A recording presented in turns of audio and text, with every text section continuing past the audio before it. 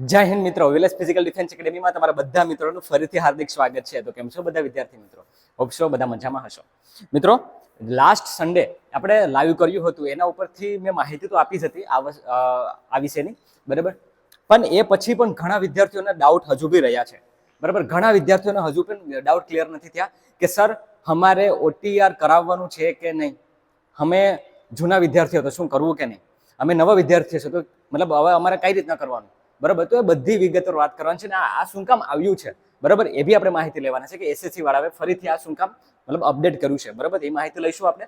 OTR કોને કોને ભરવાનું થશે, SSC નું ફિઝિકલનું હવે શું થવાનું છે, બરાબર. તો એ વિશે વાત કરીશું. એન્ડ ફાઇનલ રિઝલ્ટ હવે કેટલું, બરાબર, આઈ થિંક મારા મુતાબિક એટલું તો હવે નહીં જાય, બરાબર. તો આપણે બધી વિગતવાર વાતચીત કરવાની છે વિડીયોમાં. તમે નવા હોય તો પ્લીઝ વિડીયોને લાઇક, શેર, સબસ્ક્રાઇબ કરવાનું ભૂલતા નહીં, અને તમારા મિત્રો હોય તો જરૂરથી શેર કરજો, બરાબર. આ વિડીયો પાછો ફરીથી એ માટે લાવી રહ્યો છું કે તાકી વિદ્યાર્થીઓને થોડો ડાઉટ ક્લિયર થાય, બરાબર. ઓકે, તો ચાલો હવે કંઈ પણ ટાઈમ વેસ્ટ કર્યા વગર વિડીયોની શરૂઆત કરીએ. ઓકે મિત્રો, તો ચલો પેલા ફર્સ્ટ ઓફ ઓલ આપણે વાત કરી લઈએ કે OTR એટલે શું, બરાબર. એના વિશે વાત કરી લઈએ. OTR વિશે મેં લાસ્ટ ટાઈમ વાત તો કરી જ હતી, બરાબર. OTR એટલે શું છે ખબર છે મિત્રો? કે one time registration, one time registration, બરાબર.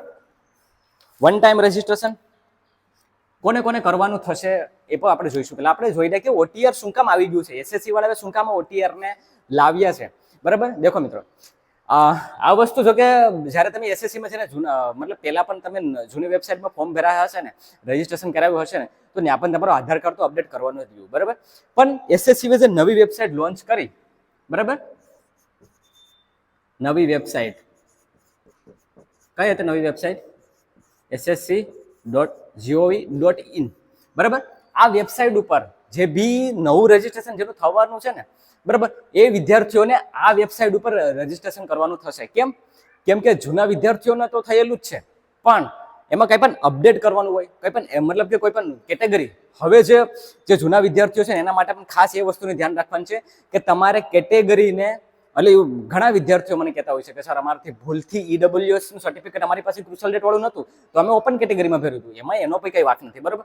પણ અગર એવું કંઈ બી થઈ ગયું હોય કે પછી તમે ઓબીસીમાં હોય ને EWS નું સર્ટિફિકેટ કઢાવ્યું હોય ને કાંઈ પણ વસ્તુ થઈ હોય ને, તો અત્યારે એ ચેન્જ કરવાનો તમારી પાસે મોકો છે જૂના વિદ્યાર્થીઓને.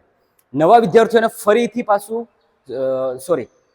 નવા વિદ્યાર્થીઓને મતલબ કે પહેલેથી મતલબ આખી ડિટેલ નાખવાની છે, બરાબર. કઈ રીતના ડિટેલ ફિલઅપ કરવાની છે એમાં જો કે મેં આપણે ટેલિગ્રામ ચેનલમાં મેં માહિતી તો આપી જ હતી તમને, બરાબર, એક નોર્મલ શોર્ટ્સ દ્વારા. તો એ તમે ન જોયો ને તો ખાલી તમને ઉપર છેલ્લું કહી દો કે આની તમે વેબસાઇટમાં નવી વેબસાઇટમાં જાઓ ને, બરાબર, તો ઉપર ન્યૂ રજિસ્ટ્રેશન લખેલ હશે. ન્યૂ રજિસ્ટ્રેશનમાં જઈ રાઈટ હેન્ડ સાઈડ ઉપર, બરાબર, રજિસ્ટ્રેશનમાં જઈ અને તમારે ત્યાં જઈ અને નીચે તમારે મતલબ સ્ક્રોલ કરવાનું છે. નીચે સ્ક્રોલ કરીને તમારે મતલબ રજિસ્ટ્રેશન, ન્યૂ રજિસ્ટ્રેશનમાં મતલબ તમારે ત્યાં ક્લિક કરી અને બધી ડિટેલ ફિલઅપ કરવાની છે.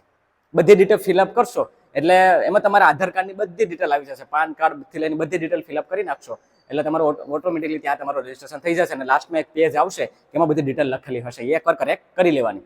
એમાં જ તમારે જે જૂના વિદ્યાર્થીઓ છે ને એને શું કરવાનું થશે ખબર છે? એને જૂના વિદ્યાર્થીઓને એમાં તમારી કેટેગરી જે હોય, બરાબર, એ ચેન્જ કરવાની હોય તો એ કરી નાખવાની, કોઈ ડિટેલ એડ્રેસ ચેન્જ કરવાનું હોય તો એ કરી નાખવાનું. તો એ ઇમ્પોર્ટન્ટ વસ્તુ છે, એ ત્યારે તમે જૂના વિદ્યાર્થીઓ કરી શકશે, બરાબર. તો ટૂંકમાં કહેવાનો મતલબ એમ છે કે તાકી જ્યારે તમે આધાર કાર્ડ લઈ અને જ્યારે એક્ઝામ સેન્ટરે જાઓ ને, બરાબર, તો એક્ઝામ સેન્ટરે જાઓ તો ત્યાં તમારું સ્કેન, જે થમ્બ સ્કેન કરે ને એટલે આધાર કાર્ડની પૂરી ડિટેલ આવી જાય. તો આ અપડેટ મતલબ કે અહીંયા ડિટેલ અને ત્યાં ડિટેલ બધી સેમ થઈ જાય એટલે તાકી એનાથી થશે શું કે આગળ જઈને SSC ને પણ મતલબ નુકસાન નહીં પહોંચે, SSC ને પણ ટાઈમ વેસ્ટ નહીં થશે એની વેરીફાઈ કરવા માટે, તાકી એને બીજી વાર જ્યારે પણ ફેસ રિકગ્નિશન આવે, ફિંગરપ્રિન્ટ મેચ નથી થતા, બરાબર, તો એના આધારે વિદ્યાર્થીઓને પાછા ધક્કા થાય છે. ક્યાં? મહારાષ્ટ્રના વેરિફિકેશન કરવા માટે પાછા બોલાવે.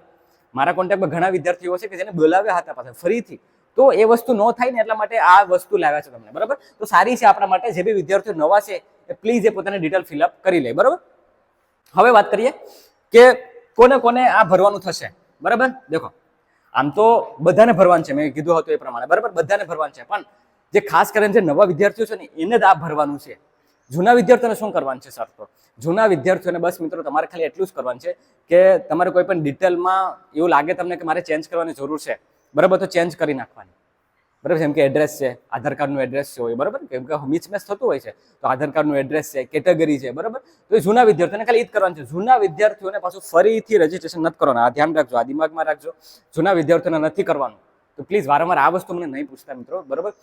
કેમ કે આપણે તો કરેલું જ છે ઓલરેડી. બસ આમાં ખાલી તમારે અપડેટ મતલબ કે ચેન્જ કરવાનું હોય તો એ અપડેટ કરી દેવાનું છે. હવે વાત કરીએ એસએસસીનું ફિઝિકલ હવે ક્યારે, જે વિદ્યાર્થીઓ પૂછી રહ્યા હતા મને, બરાબર, કે સર હવે ક્યારે આવશે એસએસસીનું ફિઝિકલ, મતલબ હજુ કેટલું લેટ થશે, બરાબર. તો દેખો મિત્રો, અત્યારે ચાલી રહ્યું છે મોન્સૂન. હવે તમને ખબર હશે કે ધીમે ધીમે ચાલુ રહ્યું છે મોન્સૂન, બરાબર. તો એના લીધે હવે ફિઝિકલનું શું થશે, મતલબ કે ક્યારે આવશે, બરાબર. દેખો ફિઝિકલ છે ને, બરાબર, એક વસ્તુ તમે ધ્યાન રાખજો કે એસએસસી છે ને, એસએસસી જ્યારે પણ કોઈ પણ રિઝલ્ટ આપવાનું હોય ને, બરાબર, તો એ અપ્રોક્સિમેટલી 3 મહિના ટાઈમ તો લે વધીને, બરાબર. અને એના 45 દિવસ પછી ફિઝિકલ આવે. એટલે કે 3 મહિના 1 મહિના પાછું 1 થી 1.5 મહિના 45 દિવસ આપણે કરી નાખીએ, બરાબર. એટલે 4.5 મહિના 5 મહિનાની આજુબાજુ આપણું ફિઝિકલ આવે. આપણી એક્ઝામ પૂરી થઈ ગઈ ક્યારની, 3 મહિના ઓલમોસ્ટ થઈ જશે હમણાં 25 તારીખે, બરાબર, મારા મુતાબિક, બરાબર. ફિઝિકલનું છે ને મિત્રો, જેવું રિઝલ્ટ આવશે ને એટલે ફિઝિકલ આપણું થઈ જશે. તમે એવું કહેશો સર તમે કઈ રીતના કહી શકો, બરાબર. હું એ રીતના કહું છું મિત્રો, કેમ કે ફિઝિકલ આપણું રોડ ઉપર થવાનું છે, બરાબર, રોડ પર અને તરત જ મેડિકલ બીજા દિવસે, મેડિકલ બીજા જ દિવસે, બરાબર. એટલે બીજા જ દિવસે મેડિકલ હશે, આ તમે લખી લેજો, બરાબર. રોડ ઉપર ફિઝિકલ છે, મેડિકલ બીજા જ દિવસે હશે, તો એને ટાઈમ બહુ જશે નહીં, એને બહુ ટૂંકમાંથી પતાવી દેશે. તમારી પાસે બહુ ટાઈમ નહીં લે કે 2-3 મહિના. એને રિઝલ્ટ આપવામાં, કેમ કે વેકેન્સી તમને ખબર છે કે વધી ગઈ હતી, પાછી આ ઓટીઆરની અપડેટ આવી, બરાબર. તો એ બી વસ્તુ નડી ગઈ છે. એટલે કહેવાનો મતલબ એમ છે કે ફિઝિકલ આપણો રોડ ઉપર અને મેડિકલ જલ્દી. એટલે પણ ક્યારે સર તમે એ તો કહો કે સર ક્યારે, બરાબર. તો મિત્રો હું તમને કહું ને કે જુલાઈ મહિનો, બરાબર, જુલાઈ મહિનામાં, યસ, જુલાઈ મહિનામાં આપણું ફિઝિકલ આવવાની સંભાવના છે. જુલાઈ મિડલમાં આપણું ફિઝિકલ આવવાની સંભાવના પૂરેપૂરી છે, બરાબર. તો આમાં તમે ટેન્શન નહીં લેતા, મતલબ કે ફિઝિકલ આવી જશે. તમે ફિઝિકલની તૈયારી કરવા માંડી જાઓ.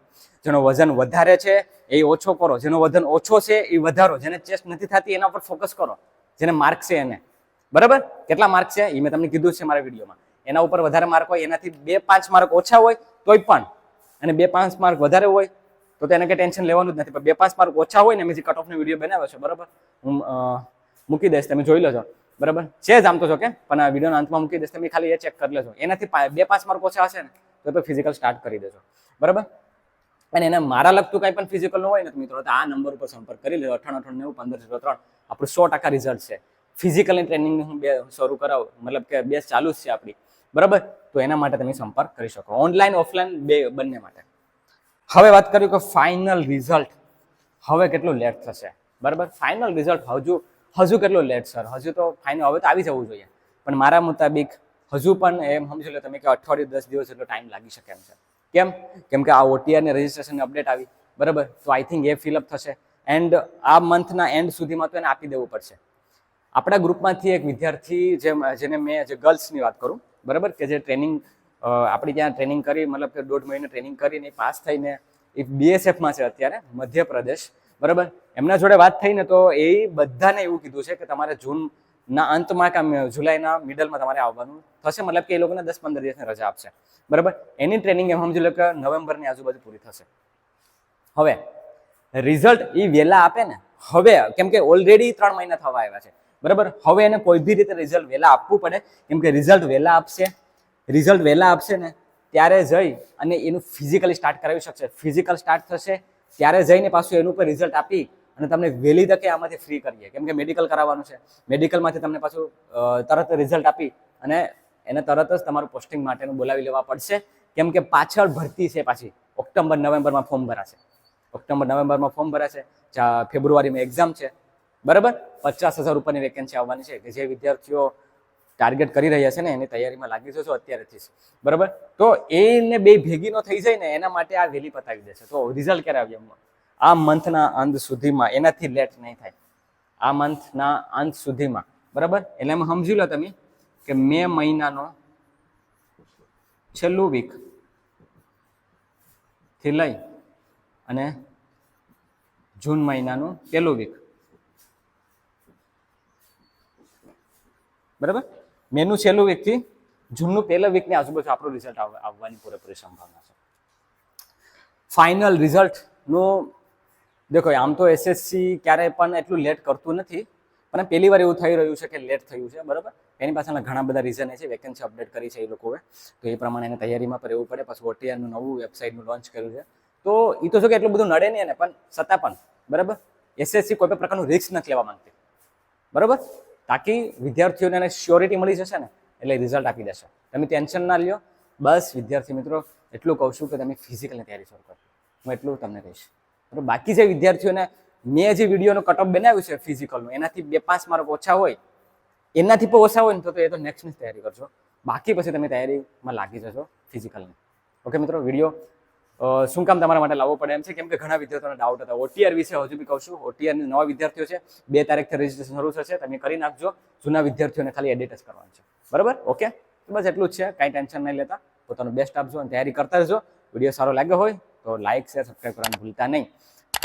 નેક્સ્ટ કંઈ પણ અપડેટ હશે તો હું તમને તરત જ માહિતી આપીશ. ત્યાં સુધી રજા આપો. જય હિન્દ.